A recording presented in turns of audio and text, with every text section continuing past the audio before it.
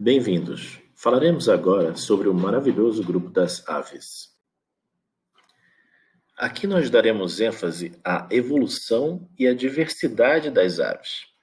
Vamos tentar entender um pouquinho sobre a sua morfologia e sobre como esse grupo se distribui no planeta Terra, assim como as suas características evoluíram. As aves apresentam grande diversidade. Pesquisadores estimam que 12 mil espécies ocorram no planeta. Essas diferentes espécies são muito presentes em nosso dia a dia, por ocuparem todo tipo de ambiente. Essa característica das aves faz com que elas estejam presentes não somente nos binóculos de cientistas, mas também no imaginário da população e em suas lendas, assim como em sua arte. As aves apresentam ainda grande diversidade morfológica, que acompanha a diversidade de exploração de hábitats. Essa diversidade é bem expressa, por sinal, pela variação de massa corpórea conforme a espécie. O casuar, na fotografia de baixo, chega a 50 kg, sendo uma das aves viventes mais pesadas. E dentre as menores aves e mais leves figuram os beija-flores, que chegam a ter apenas 3 gramas de massa. Beija-flores também são espetaculares voadores. A configuração de suas penas e a velocidade de suas asas sempre impressionou naturalistas. Por sinal, as penas estão entre os caracteres que mais chamam a atenção nas aves. São exatamente os caracteres que são capazes de diagnosticar as aves em relação a todos os demais vertebrados. Todas as aves têm pena, mesmo pinguins, que apresentam uma plumagem que às vezes mais parece uma pelagem, apresentam sim penas, só que são penas bastante modificadas para a natação. Mas como as aves alcançaram tamanha diversidade? Como evoluiu o voo nas aves? Como eram os ancestrais das aves modernas?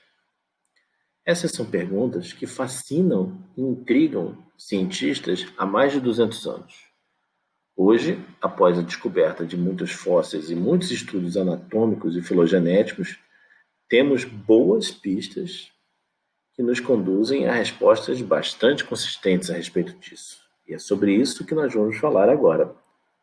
Mas antes disso, quero mostrar para vocês duas das espécies mais fascinantes de aves: a águia careca, norte-americana, e a arpia, sul-americana, dois dos mais poderosos predadores existentes hoje na Terra.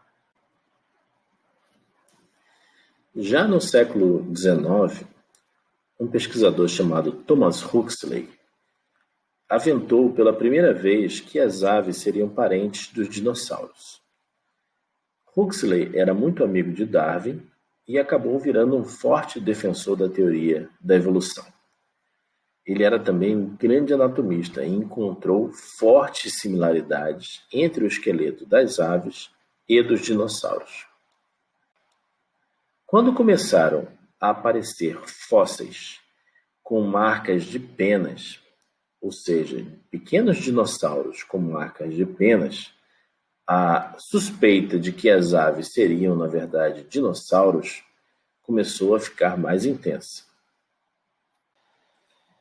Com a descoberta de novos fósseis e com o aprofundamento dos estudos anatômicos, pode-se dizer hoje que, de fato, as aves surgiram no seio dos dinossauros.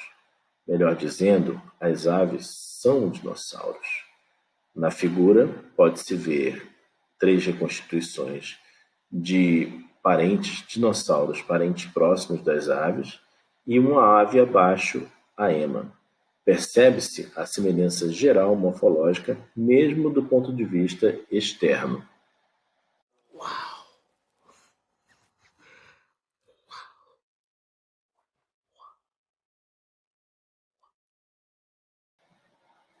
Nesse sentido, a Archaeopteryx litográfica, um fóssil datado de cerca de 130 milhões de anos, é uma das peças foi, ao longo da história, uma das peças-chave no entendimento da evolução das aves. Talvez, na verdade, Archaeopteryx seja o fóssil mais importante já encontrado pela paleontologia, pelo seu efeito simbólico e pelo momento em que foi encontrado. Um momento de inflexão ligado ao pensamento evolutivo.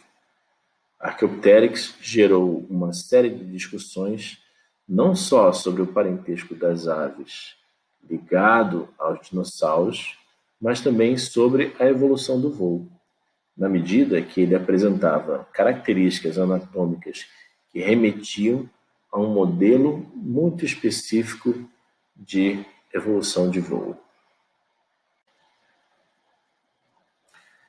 Muitos naturalistas acreditavam que os apêndices anteriores e as unhas livres favoreceriam a escalada de Archaeopteryx e o seu planeio a partir de uma superfície elevada. Esse modelo de desenvolvimento da capacidade de voo ao longo do tempo foi chamado de modelo arboreal do voo, enquanto o outro modelo possível na época era o modelo cursorial, onde a espécie adquiriria o poder de voo ao longo do tempo a partir de pequenos saltos.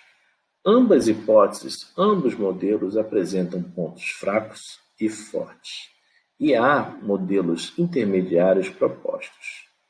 Dentre os fatores mais fracos de ambos modelos está o fato deles considerarem Archaeopteryx como sendo o ancestral das aves, coisa que não é absolutamente necessária. A Archaeopteryx é a ave mais antiga dentre as aves, mas não necessariamente é o ancestral de todas as demais aves. Este é um assunto complexo que continua sendo bastante discutido. Também é muito controversa a extinção dos dinossauros. Aparentemente, houve um impacto forte de um meteoro sobre a Terra e houve também grandes mudanças climáticas, talvez resultantes desse impacto. O que se sabe seguramente é que as aves são os únicos dinossauros que sobreviveram aos eventos de extinção em massa do final do Cretáceo. Resta saber o que as aves têm de tão especial que as fez resistir ao evento de extinção em massa que se deu ao final do Cretáceo. O que elas têm de diferente em relação aos demais dinossauros? Para responder essa pergunta, é necessário, entretanto, ter em mente que nem todas as aves sobreviveram ao Cretáceo. Muito pelo contrário, o grupo mais representado no registro fóssil do período, os enantiornites, ou aves opostas, um grupo de aves muito diversificado e já voador, se extinguiu junto com os demais dinossauros no período. Então, o que teria exatamente esse ancestral das aves modernas que sobreviveu ao Cretáceo e que foi capaz de permanecer vivente e se diversificando até os dias de hoje? Muito provavelmente, eles ocupavam algum tipo de ambiente e tinham algum tipo de dieta alimentar que não sofreu grande impacto com as mudanças climáticas que houve na ocasião. Independentemente de quantas aves ou quantos grupos de aves sobreviveram e que permaneceram viventes até hoje, o que se deu em seguida, logo após o Cretáceo, foi uma extrema radiação evolutiva das aves, uma diversificação imensa, talvez relacionada também à própria extinção dos demais dinossauros e à existência de muitos nichos ecológicos, ou seja, muitos habitats específicos e tipos de alimentação específicos surgindo e prontos para serem ocupados por aquele novo grupo que irradiava. Hoje, entretanto, as aves que foram capazes de resistir ao impacto de um meteoro e a grandes mudanças climáticas no passado se deparam com talvez a maior de suas ameaças, o ser humano. Além das queimadas e do aquecimento global, sobre o qual todos já têm notícia, outros eventos vêm tendo ação muito incisiva sobre as aves. Os dois eventos mencionados nesse slide são o desmatamento, ou seja, a supressão dos habitats nativos das aves, e a grande poluição, particularmente a poluição dos mares, responsável já pela redução flagrante de populações de aves marinhas. Além da destruição de habitats e poluição, outros fatores mais pontuais e ligados a tradições humanas também são responsáveis pela extinção das aves. A caça esportiva, por exemplo, pode reduzir em alguns países populações importantes de aves. Animais exóticos como gatos e cachorros, quando soltos na natureza, também são responsáveis pela morte de centenas de milhares de aves anualmente, em todo o globo. O tráfico internacional de animais silvestres para fins de criação em cativeiro também impactou dramaticamente algumas populações de aves brasileiras.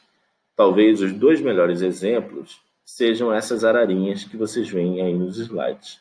Acima, a ararinha azul, que foi notabilizada pelo filme Rio, e cujas populações foram extintas na natureza. Hoje, há apenas alguns indivíduos em cativeiro.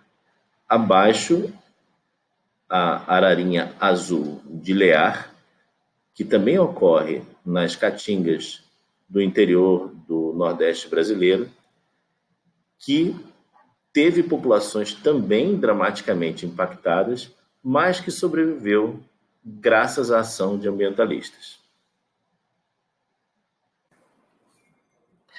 Bom, para finalizar, gostaria de dizer que as aves são, então, um grupo super diverso, mas ainda são pouco conhecidas em alguns aspectos. Nesse sentido, a gente vê aí nessa figura a foto da rolinha do Planalto. Essa espécie de pomba ficou desaparecida da ciência e dos olhos da população em geral durante mais de 100 anos e só recentemente foi descoberta por um grupo de ornitólogos nos Cerrados de Minas Gerais. Além disso, gostaria de convidá-los para, por um lado, promoverem junto conosco as mudanças que a humanidade precisa na direção de preservar um pouco mais o nosso ambiente natural e assim possibilitar que essa diversidade toda de aves esteja disponível também para a contemplação de nossas gerações futuras e, ao mesmo tempo, se informar um pouco mais sobre as aves. Dois caminhos bons para a gente se informar um pouco mais sobre as aves são a leitura do livro, que talvez ainda seja o principal livro da ornitologia brasileira, que é o livro do alemão Helmut Sick, que foi pesquisador aqui do Museu Nacional. E outro caminho, mais acessível também a todos, é online. É o site Wikiaves, que já conta com um repertório de fotografias e gravações muito grande sobre as aves.